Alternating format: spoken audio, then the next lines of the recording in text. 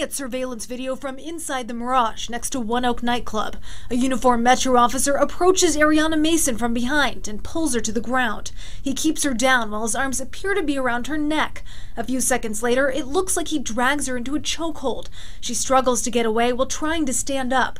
Once up, it looks like the officer throws her back onto the ground, but she soon pops back up and starts punching him around his face. From another angle, she's seen swinging at him repeatedly.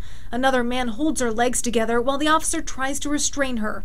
There's another brief struggle before she is handcuffed. Mason appears calm at this point, then she's led over to a glass-top table and pushed up against it.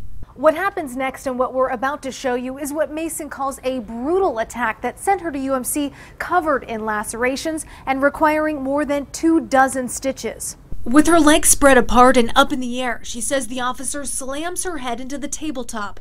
From another angle, you can see her head hit the edge of the table, and she appears to be taken back to the ground. Here's one more look at that moment. She says she was thrown into the glass table, causing her to black out before going to the hospital.